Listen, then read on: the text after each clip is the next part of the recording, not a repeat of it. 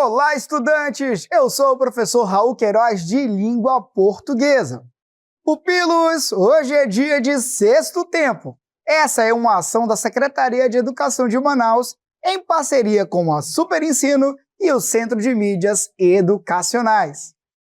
Sabem onde estamos? Em um lugar mágico, onde as águas contam histórias e a lua escolhe estrelas. Bem-vindos ao mundo das lendas!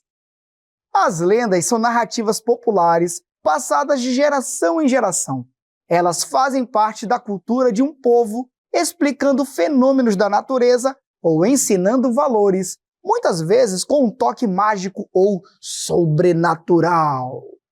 Mas, pupilos, por mais encantadoras que sejam, as lendas também têm elementos importantes da narrativa, como o narrador, os personagens, o espaço, o tempo e, claro, o conflito gerador do enredo, que impulsiona toda a trama. Vamos mergulhar nessa história juntos? A lenda da Vitória Régia. Nayá era uma bela jovem indígena que se apaixonou por Jaci, a lua, que brilhava no céu e iluminava as noites. Segundo os pajés e caciques, de tempos em tempos, Jaci descia à terra para buscar as mais belas indígenas para transformá-las em estrelas. Nayá, encantada com a história, quis ser levada por Jaci e se tornar uma estrela. Todas as noites, Nayá admirava a lua e, pela manhã, recusava o cortejo de diversos guerreiros. Certa noite, ao lado de um igarapé, Nayá viu o reflexo de sua amada nas águas escuras. Animada e sem acreditar que estava tão próxima de sua paixão, Nayá atirou-se no igarapé, sumindo entre as águas e afogando-se. Vendo o sacrifício de Nayá, Jaci resolveu transformá-la em uma estrela incomum. O destino de Nayá não estava no céu, mas nas águas, a refletir o clarão do luar. Nayá virou a Vitória Régia, a grande flor amazônica das águas calmas, a estrela das águas, tão linda quanto as estrelas do céu, e com um perfume inconfundível, e que só abre suas pétalas ao luar. Pupilos, que história forte e poética, não é? Vamos agora identificar seus elementos. Vamos começar com aqueles que são responsáveis pela própria história, os personagens. A personagem central ou protagonista é Nayá. É ela quem vive o conflito, toma as decisões e se transforma no final. Já Jaci, a lua e os pajés ou caciques são personagens secundários. Eles aparecem como parte da cultura e do contexto, influenciando Nayá com seus ensinamentos, mas sem viver diretamente o conflito. Agora, pupilos, atenção aqui. Essa parte é importante. Qual é o cenário da nossa história? A narrativa se passa em um espaço físico, à beira de um igarapé, em um ambiente amazônico cheio de elementos naturais, floresta, céu estrelado, lua brilhando. E o tempo da história é um tempo cronológico, com uma sequência acontecendo durante várias noites. Percebem que Nayá toda noite esperava por Jaci? E o mergulho acontece num momento exato, uma dessas noites. Nada está acontecendo fora da ordem natural do tempo. E o narrador? Aqui a história é contada por alguém que observa tudo, mas não participa dos acontecimentos. Isso é um narrador em terceira pessoa do tipo observador, que só conta o que vê sem mergulhar nos sentimentos mais profundos dos personagens. Mas se fosse Nayá contando a própria história, dizendo "Eu vi o reflexo da lua e me joguei na água", aí seria uma narrativa em primeira pessoa, com um narrador personagem. Legal, não é? Agora que já identificamos alguns elementos da narrativa da lenda da Vitória Régia, vamos falar um pouco sobre a forma como as ações acontecem na narrativa, que nós chamamos de enredo. Esse enredo nada mais é que o conjunto de ações que formam a história. E olha que legal, o enredo pode se organizar de dois jeitos diferentes. Isso muda muito a forma como lemos e entendemos o texto. O enredo linear é aquele em que os acontecimentos seguem uma ordem cronológica, ou seja, do jeitinho que elas aconteceram, começo, meio e fim. Na lenda da Vitória Régia temos o enredo linear, porque tudo é contado nessa ordem. Primeiro, conhecemos a Nayá e o seu desejo de se tornar uma estrela. Segundo, vemos como ela recusava os pretendentes. Terceira, então acompanhamos o momento em que ela mergulha no igarapé. Por fim, sua transformação na flor Vitória Régia. Agora, pupilos, existe também o enredo não linear, que é um pouco diferente. Nesse tipo, o autor pode embaralhar os acontecimentos, começar do meio, voltar para o passado, depois ir para o presente de novo e assim uma confusão temporal. Mas atenção, pupilos, não importa o tipo de enredo, o importante é a gente saber identificar a sequência dos fatos e o momento em que acontece o conflito, ou seja, o ponto que faz a história andar. Agora, pupilos, tem duas partes do enredo que são super importantes e que às vezes confundem a cabeça da gente. O conflito gerador e o clímax. E claro, eles também aparecem na nossa lenda. O conflito gerador é aquele momento que dá início ao problema, ao desafio que a personagem precisa enfrentar. Na nossa lenda, o conflito começa quando Nayá, encantada com a lua e com a história das jovens que viram estrelas, deseja se tornar uma estrela também. Esse desejo é tão forte que muda o rumo da vida dela. E aí vem o clímax, pupilos. É o ponto de maior tensão da história, aquele momento em que a gente lê prendendo a respiração. O clímax dessa lenda acontece quando Nayá, ao ver o reflexo da lua nas águas do igarapé, decide se jogar, achando que finalmente alcançaria seu sonho. A partir daí, vem o desfecho. Nayá não se torna uma estrela no céu, mas sim uma estrela das águas, a flor Vitória Régia, que só abre suas pétalas à noite, quando Jaci brilha no céu. Perceberam como o conflito e o clímax estão dentro do enredo e fazem a história avançar? Sem o desejo da Nayá, nada disso teria acontecido. E o mergulho dela nas águas é o momento que nos leva ao final encantador da narrativa. Agora sim, pupilos, com todos esses elementos claros, podemos avançar para a nossa próxima etapa, a questão modelo.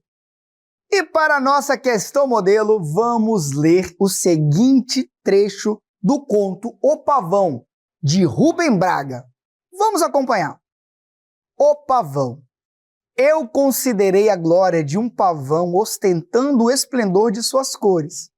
É um luxo imperial. Mas andei lendo livros e descobri que aquelas cores todas não existem na pena do pavão.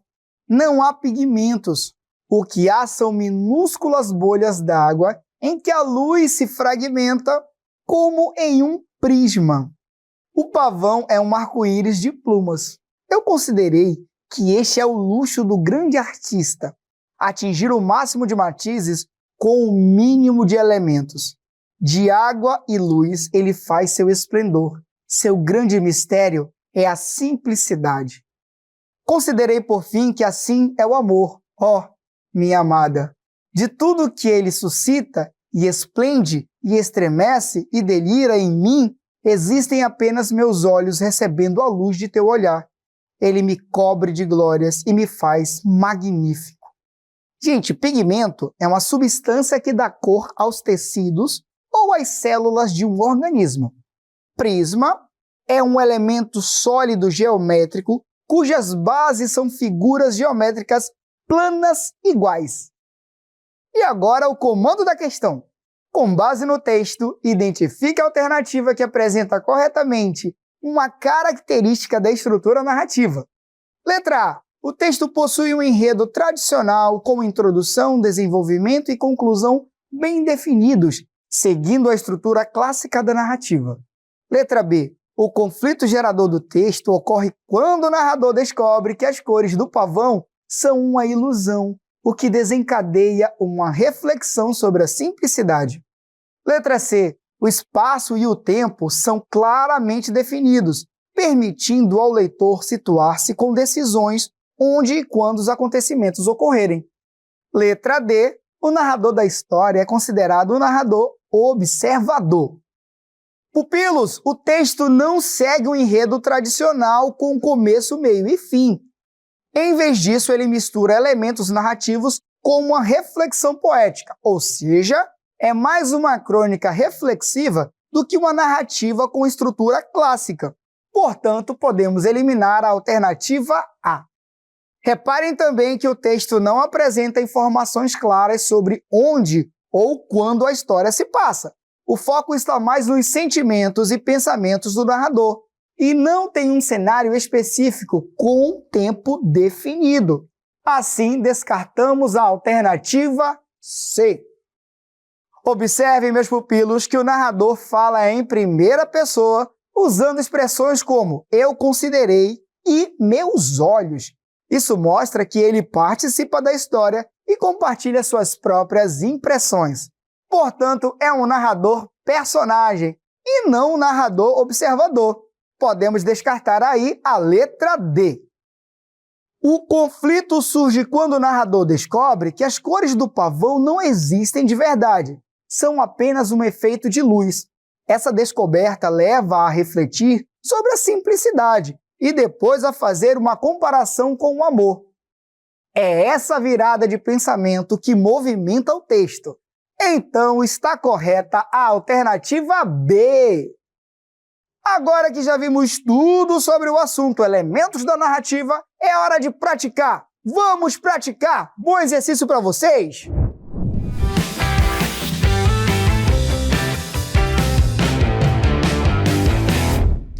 Olá, meus queridos! Hoje a dica é comigo, professor Micael Ferreira, professor de língua portuguesa, e falaremos sobre o conflito gerador que aparece nas histórias de narração. Como que isso acontece? Geralmente é um fato que vai gerar um problema para ser solucionado na trama. Quer um exemplo? Por exemplo, em Chapeuzinho Vermelho, qual é o conflito gerador dessa história? Quando o lobo invade a casa da vovozinha. A partir daí, desenrola-se todo um problema, certo? Na história dos Três Porquinhos, onde está o conflito gerador? Quando o lobo ameaça soprar e derrubar todas as casas dos porquinhos. Compreenderam? Agora é hora de praticar!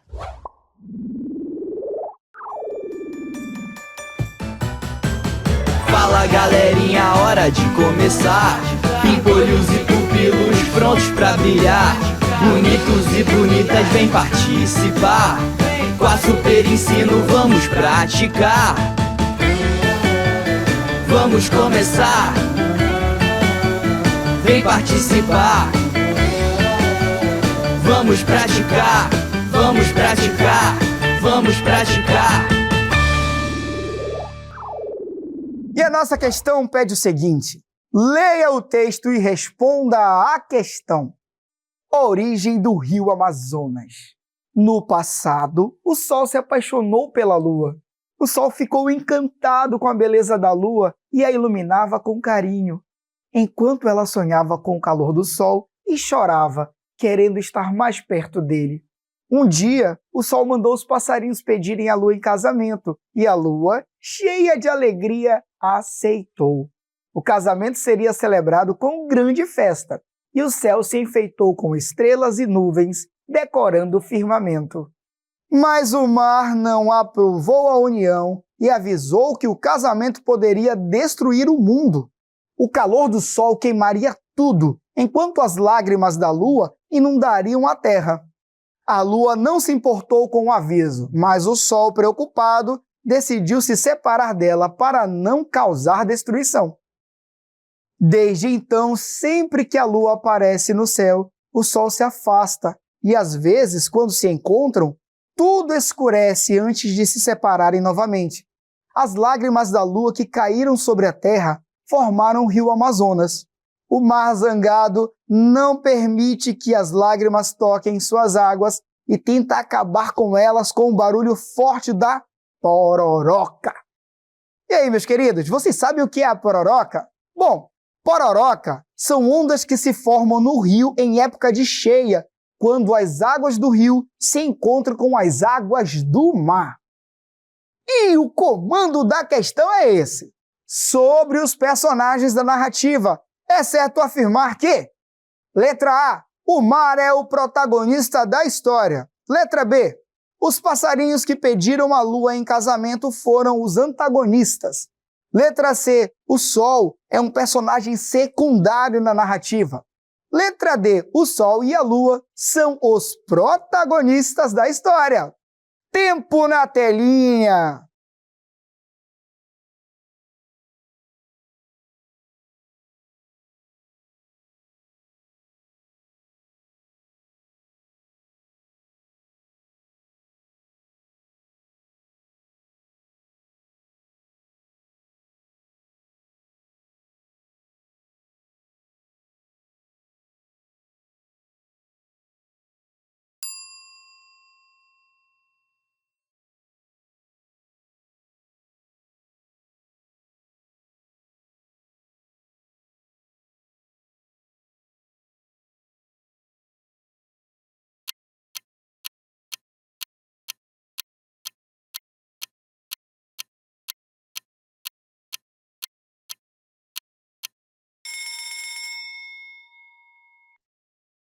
Vamos lá, meus pupilos? Vamos analisar o texto com calma. O mar não é o protagonista da história. Ele aparece como um personagem que cria um obstáculo ao casamento do Sol e da Lua. Ou seja, ele age como antagonista, aquele que se opõe ao desejo dos protagonistas. Portanto, eliminamos a A. Já os passarinhos não atrapalham em nada, pelo contrário, eles ajudam o Sol a fazer o pedido de casamento. Por isso, são personagens secundários que participam da história, mas não vivem o conflito principal. Assim, descartamos a alternativa B. O Sol não é secundário. Ele é um dos personagens principais, já que sua escolha de se afastar da Lua é o que dá rumo à narrativa. Então podemos descartar a alternativa C também. Tanto o Sol quanto a Lua são os protagonistas, porque são eles que vivem o conflito amoroso, tomam decisões e fazem a história acontecer. O texto gira em torno desse amor impossível e das consequências que ele traz. Portanto, meus pupilos, a alternativa correta é a letra D. E agora a nossa questão pede o seguinte: analise o texto e responda à questão. A viagem ao passado. Em uma pequena cidadela, havia uma lenda sobre uma pedra mágica que permitia viajar no tempo. Numa manhã nublada, Lucas, um garoto curioso e aventureiro, encontrou uma pedra no fundo da floresta da cidadela, escondida entre raízes antigas de uma árvore gigante. Ao tocá-la, sentiu-se transportado para outro lugar. Quando olhou ao redor, percebeu que estava em um campo vasto e desconhecido. O céu estava limpo e azul, e o som do vento soprando nas árvores era tranquilizador. Não reconhecia nada, mas logo viu pessoas a cavalo, roupas antigas e descobriu que havia sido levado para o passado. Intrigado, Lucas andou até um vilarejo próximo, onde as casas eram simples e feitas de madeira. As pessoas olharam com curiosidade e ele logo entendeu que estava em uma época muito diferente da sua. Após explorar um pouco mais, Lucas descobre que, se não voltasse logo, poderia ficar preso naquele tempo para sempre. Então decidiu voltar à pedra mágica na floresta.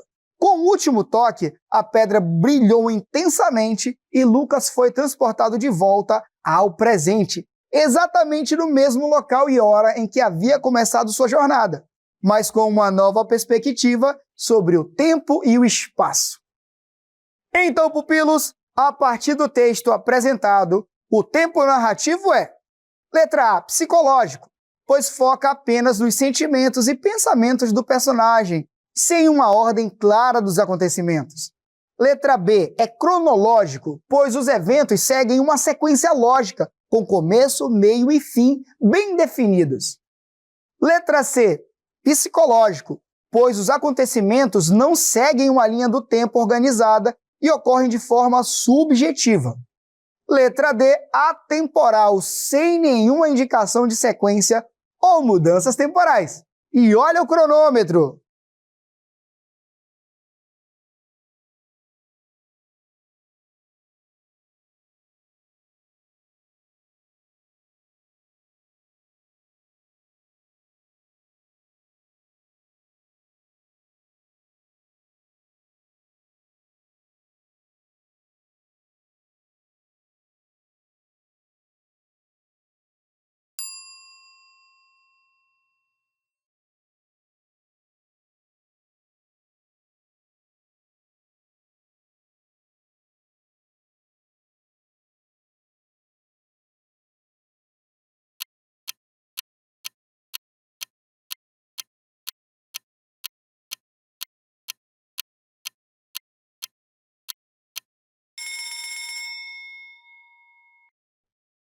Vamos analisar juntos, pupilos! A narração não sugere que o foco seja apenas emocional. Pelo contrário, o autor mostra a viagem com uma sequência lógica, com cenário, personagens de outra época e um retorno exato ao ponto de partida. Dessa forma, o tempo narrativo aqui não é psicológico. Então podemos descartar as alternativas A e C. Observem que o texto dá sim pistas claras de tempo. A história começa numa manhã nublada, e mesmo que não saibamos a duração exata da viagem, sabemos que há um tempo inicial, uma duração da viagem do personagem, um retorno ao seu tempo de vida e um encerramento da história. Há coerência e continuidade, portanto, eliminamos a alternativa D. Agora, pupilos, percebam que o tempo da história se desenvolve de modo cronológico. Há uma situação e tempo inicial, numa manhã nublada. Um desenvolvimento, que é a viagem no tempo, e o retorno para a realidade, que é o tempo final. Portanto, a alternativa correta é a letra B de bonitos. Agora a nossa questão é a seguinte: leia o trecho da música Marvin, da banda Titãs, e responda à questão. Meu pai não tinha educação. Ainda me lembro, era um grande coração. Ganhava vida com muito suor, e mesmo assim não podia ser pior. Pouco dinheiro para poder pagar todas as contas e despesas do lar. Mas Deus quis vê-lo no chão com as mãos levantadas para o céu, implorando perdão. Chorei, meu pai disse boa sorte, com a mão no meu ombro, em seu leito de morte. E disse, Marvin, agora é só você, e não vai adiantar, chorar vai me fazer sofrer. Essa música é muito bonita, meus queridos. E o comando da questão é o seguinte: nessa música, o narrador pode ser considerado como: letra A, onisciente, sendo aquele que conhece a história. Letra B, personagem, evidenciado pelo uso de verbos em terceira pessoa. Letra C, onisciente, que conhece os pensamentos dos personagens. Letra D, personagem, evidenciado pelos verbos em primeira pessoa. Tempo na tela!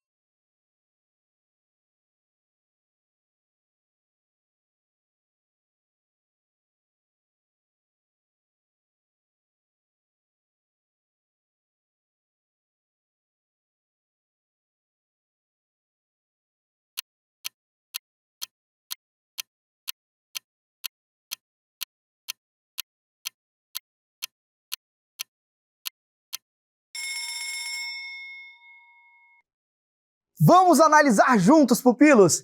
Percebam que o narrador não é onisciente, ele não demonstra conhecer a história narrada.